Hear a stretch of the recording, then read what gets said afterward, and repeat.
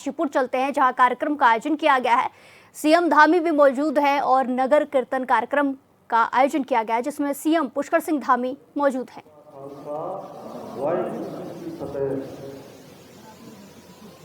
आज काशीपुर में शहीदी नगर कीर्तन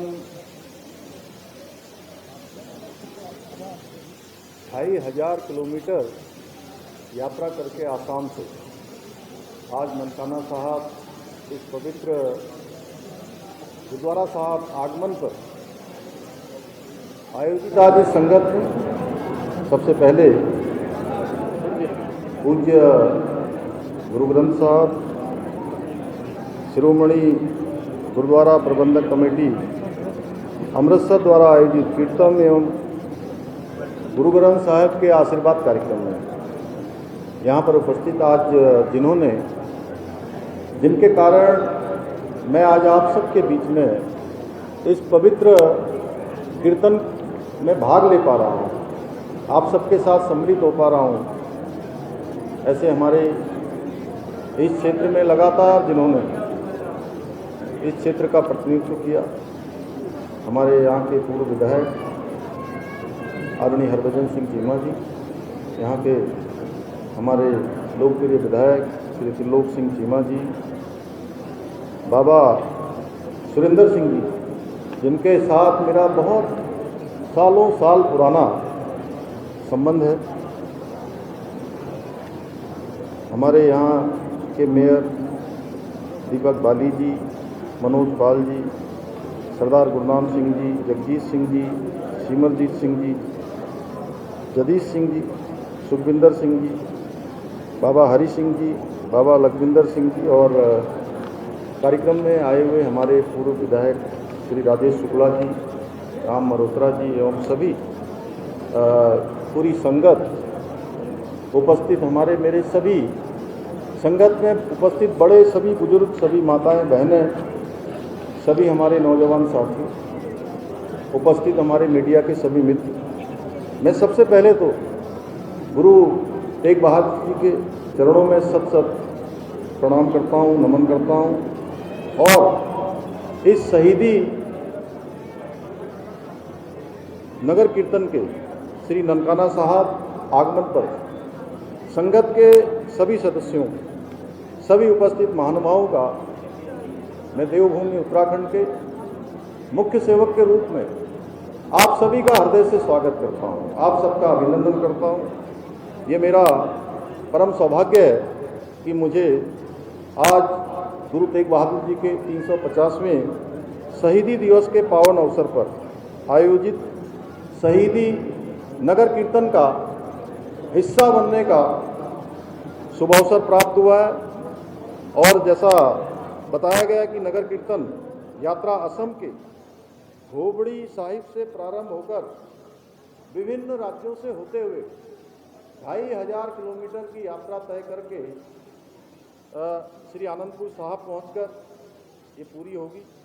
मेरा मानना है कि ये नगर कीर्तन केवल एक यात्रा नहीं है, बल्कि आस्था, एकता और हमारे गुरु साहब के संदेश को जन जन तक पहुंचाने का एक पवित्र अभियान है।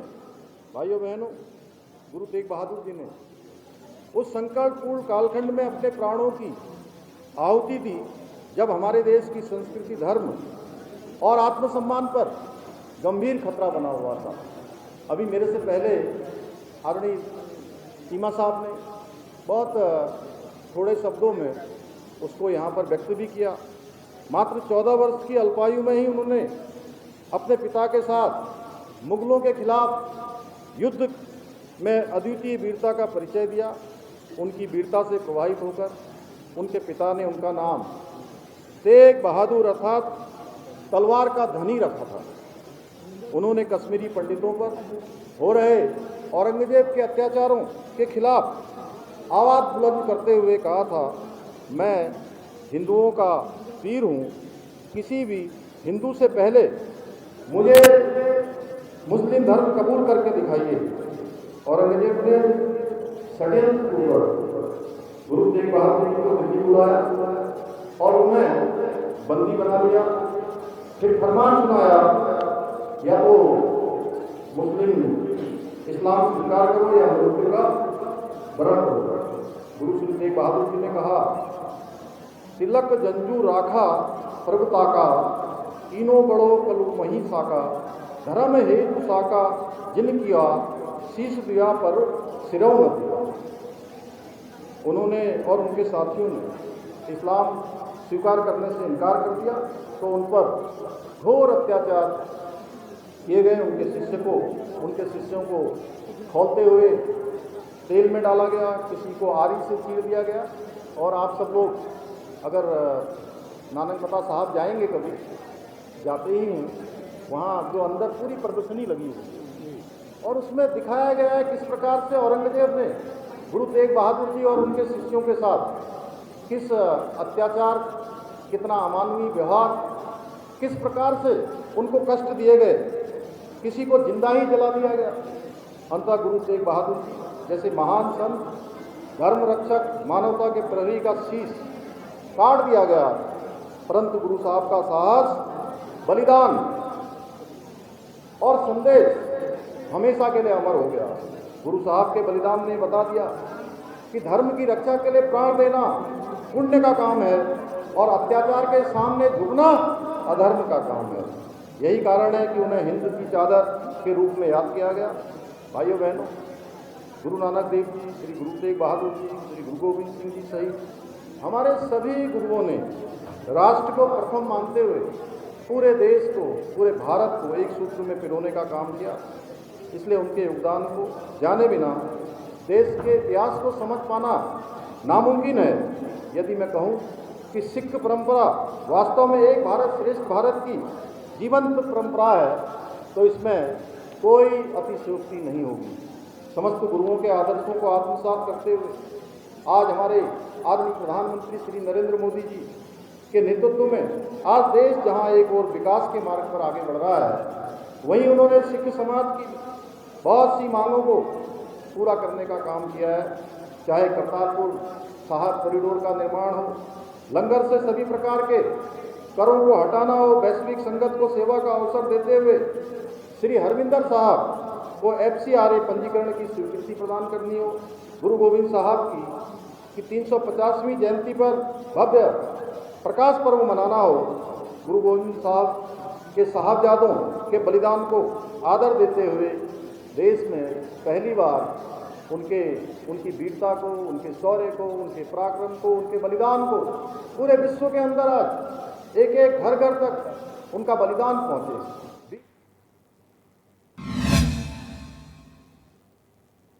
इसी के साथ खबरों में आगे बढ़ते हैं। इस वक्त की बड़ी खबर उत्तराखंड से, जहां उत्तराखंड का दौरा कर सकते हैं प्रधानमंत्री नरेंद्र मोदी। बड़ी खबर आपको बताई जा रही है, जहां उत्तराखंड का दौरा करने प्रधानमंत्री नरेंद्र मोदी आ सकते हैं। 11 सितंबर को उत्तरकाशी समेत कई इलाकों में संभावित दौरा प्रधानमंत्री का होने वाला है। केंद्र की टीम राज्य में हालात का जायजा ले रही है। पहाड़ों में तबाही के बाद PM का दौरा संभावित है। शासन स्तर से सभी आधिकारिक पुष्टि नहीं हुई है, अभी कोई भी आधिकारिक पुष्टि नहीं है, लेकिन फिर भी संभावनाएं जताई जा रही हैं कि PM मोदी उत्तराखंड आ सकते हैं। बड़ी खबर आपको बताई जा रही है, जहां उत्तराखंड का दौरा कर सकते हैं प्रधानमंत्री नरेंद्र मोदी। शासन स्तर से अभी कोई आधिकारिक पुष्टि नहीं हुई है, लेकिन फिर भी चर्चाएं चल रही है। 11 सितंबर को उत्तरकाशी को दौरा कर सकते हैं। इसी के साथ खबरों में ज्यादा जानकारी के साथ जुड़ेंगे संवाददाता योगेश आर्य से। योगेश, जिस तरीके से प्रस्तावित दौरा देखने को मिल रहा है, संभावनाएं जताई जा रही हैं, क्या कुछ इसमें देखने को मिल सकता है?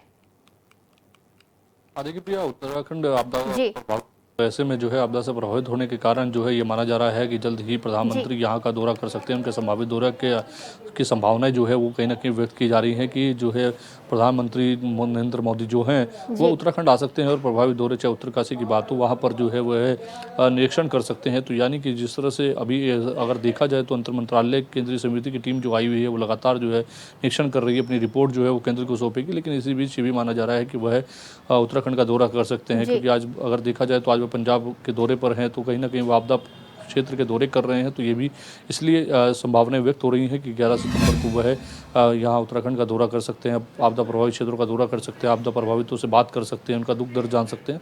तो इसलिए ये संभावनाएं व्यक्त जो है वो की जा रही हैं और ये माना जा रहा है कि जल्द ही वह आएंगे और जो है प्रभावितों से भी मुलाकात कर उनसे बातचीत करेंगे। जी बिल्कुल योगेश, जिस तरीके से अभी केंद्र की तरफ से 7 सदस्यीय टीम भी पहुंची है जो लगातार जिलों में भ्रमण भी कर रही है, वहां धरातल पर उतरकर काम कर रही है, ऐसे में वो टीम कितने दिनों तक यहाँ रहकर ये जो भ्रमण किया जाएगा, निरीक्षण किया जाएगा, क्षति का आकलन करने के लिए रुके रहेगी?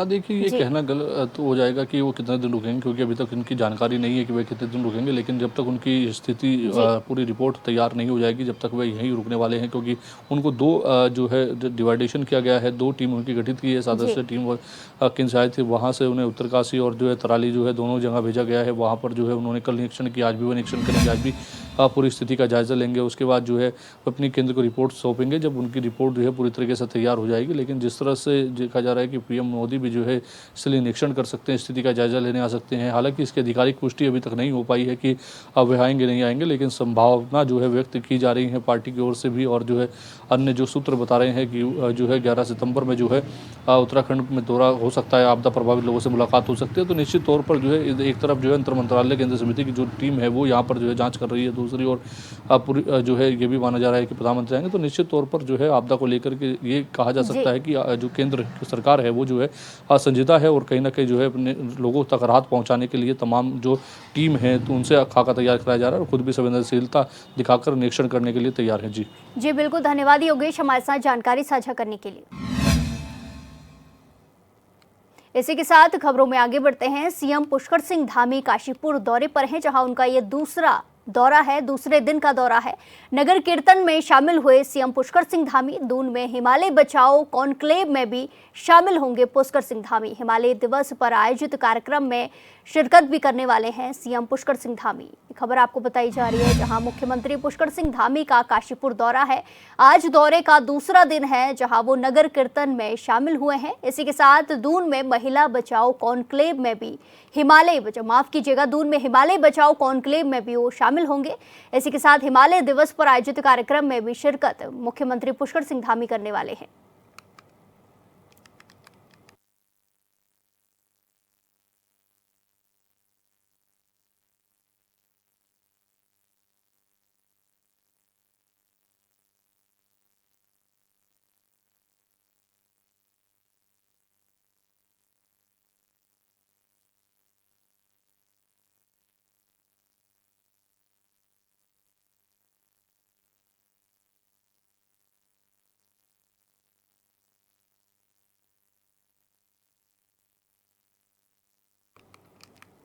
काशीपुर में प्रबुद्ध जन सम्मेलन का आयोजन किया गया, जिसका शुभारंभ प्रदेश के मुखिया पुष्कर सिंह धामी ने किया। सम्मेलन स्थल पर भारी उत्साह देखने को मिला और काफी लोग सम्मेलन में शामिल हुए।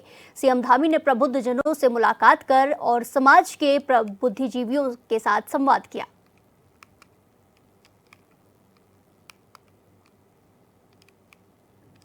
प्रत्येक जनपद में महिलाओं के सम्मेलनों में गया हूं, उनके द्वारा जो प्रदर्शनियां लगाई जाती हैं उसमें गया हूं। सीमित संसाधनों में, कम साधनों में अनेक चुनौतियों का सामना करते हुए हमारी जो मातृशक्ति है उसके अंदर इतनी जीवटता है, इतना स्किल है, इतना परिश्रम है, एक मिशनरी होकर वो काम करती हैं। उनके द्वारा जो उत्पाद बनाए जा रहे हैं, सच में आप कभी जाएंगे, आप चारधाम यात्रा रूट पर जाएंगे या आप कभी भी इधर कैलाश मानसरोवर की यात्रा की तरफ जाएंगे या आदि कैलाश की तरफ जाएंगे, आपको जहां भी महिला स्वयं सहायता समूह के बनाए हुए उत्पाद दिखाए गए, बहुत सस्ते भी होंगे। आप उनको देखेंगे, उनकी पैकेजिंग, उनकी क्वालिटी इतनी अच्छी है कि मैं दावे के साथ कह सकता हूं कि बहुत बार वो बड़ी बड़ी बहुराष्ट्रीय कंपनियों को भी पीछे छोड़ देती है। इस प्रकार का उनके अंदर कौशल है। तो जो प्रधानमंत्री जी का कथन है कि 21वीं सदी का तीसरा दशक उत्तराखंड का दशक होगा, उसको बनाने में बहुत बड़ा क्रांति की संभावना कोई बनने वाला है, तो हमारे राज्य की मातृशक्ति बनने वाली है। हमारे अनेक प्रयास जो चल रहे हैं, जैसे हम इसके अतिरिक्त state millet mission, farm machinery bank, apple mission, नई पर्यटन नीति, नई फल फिल्म नीति, होम स्टे नीति, मेड इन उत्तराखंड, सौर स्वरोजगार योजना जैसी योजनाओं के माध्यम से अपनी स्थानीय अर्थव्यवस्था को मजबूती प्रदान करने का भी कार्य कर रहे हैं।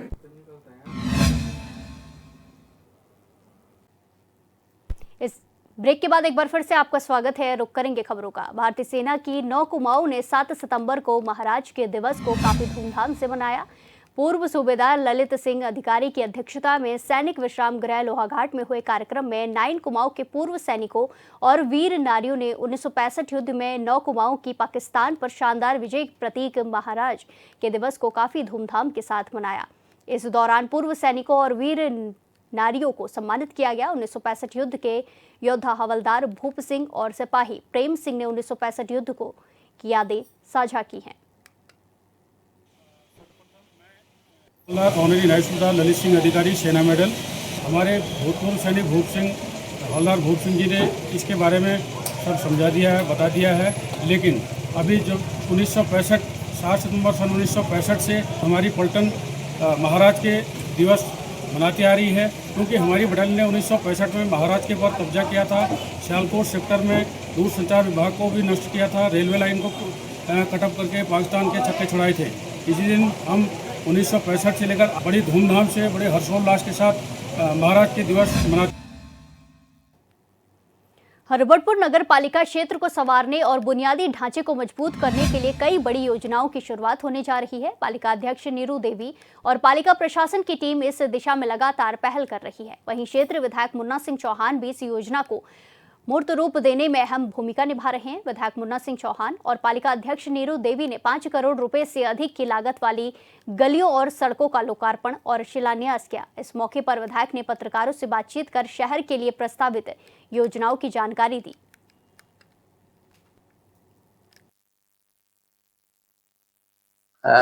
अवार्ड हो चुके हैं कॉन्ट्रैक्टर्स को, तो उनका तो आज एक प्रकार से शिलान्यास या उद्घाटन, जो कुछ भी कहिए, उसको करने जा रहे हैं। बाकी मैंने आप लोगों के सामने जो हमारे बहुत सारे प्रस्तावित कार्य है, जिसमें माननीय मुख्यमंत्री जी की घोषणाएं भी सम्मिलित है, जिसमें नगर पालिका के भवन और आवासीय परिसर का निर्माण होना है, लेकिन अभी भूमि उपलब्ध नहीं हुई, इस वजह रुका हुआ है, उसको करना है। एक हमारे पास कूड़ा निस्तारण की बड़ी समस्या है, उसके लिए ढकरानी में जमीन चिन्हित की गई है। चिन्हित क्या, वो विभाग के नगर पालिका के नाम ट्रांसफर हो चुकी है। उसमें जो फैसिलिटीज डेवलप होनी है, MRFC वगैरह की, प्रोसेसिंग प्लांट लगना है, उसकी DPR लगभग 3.25 करोड़ की DPR हम शासन को नगर पालिका सबमिट कर चुकी है और उसका इवैल्यूएशन चल रहा है।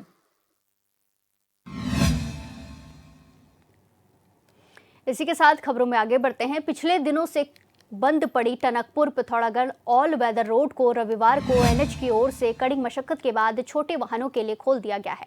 दरअसल NH में लगातार कीचड़ होने से वाहनों के लिए फंसने का खतरा हो रहा था और पहाड़ी से अभी भी मलबा लगातार गिर रहा है। इस दौरान पिछले 10 दिनों से फंसे हुए कई वाहनों को निकाला गया, जिसके बाद वाहन चालकों ने राहत की सांस ली है। वहीं पुलिस अधीक्षक अजय गणपति ने स्वाला मार्ग का निरीक्षण कर यातायात व्यवस्था को सुचारू और सुरक्षित बनाए रखने के लिए आवश्यक दिशा निर्देश भी दिए। उन्होंने कहा कि यात्रियों की सुविधा और सुरक्षा को ध्यान में रखते हुए यातायात के लिए कई व्यवस्थाएं लागू की गई हैं।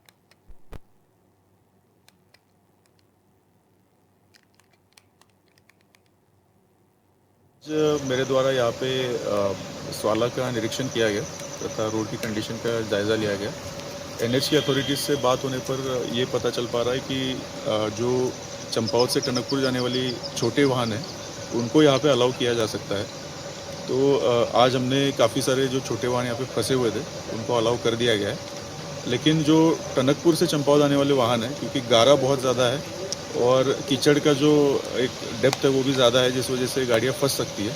जिस वजह से टनकपुर से जो चंपावत आने वाली गाड़ियाँ हैं उनको अभी भी हम लोग छतकोट से, अमोड़ी से छतकोट होते हुए ललवा पानी रोड से ही ऊपर अलाउ करेंगे।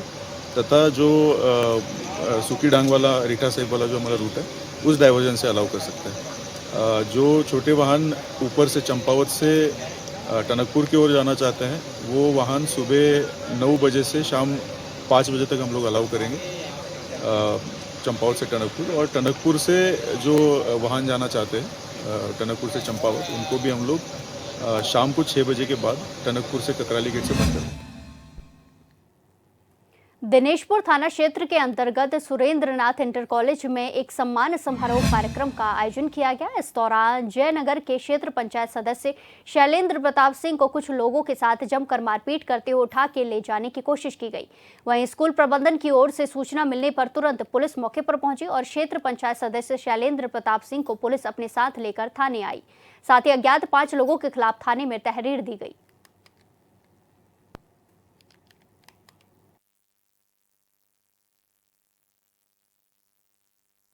आज एचडी सुरेंद्रनाथ स्कूल में कार्यक्रम था स्वागत सम्मान समारोह, जिसमें बीडीसी सदस्य जिला पंचायत प्रधानों को सम्मानित करने का कार्यक्रम रखा था सुभाष व्यापारी जी ने अपने स्कूल में।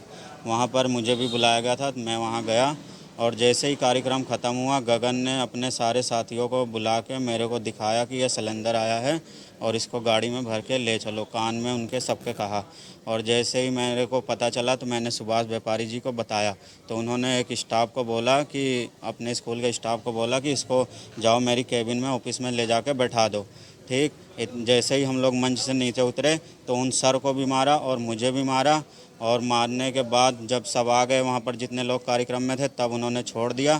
फिर उसके बाद गगन ने बोला आज तो तू बच गया, अब कभी मिलेगा तो जान से तुझे मार दूंगा, और गाड़ी में भर के ले जाने का प्रयास किया।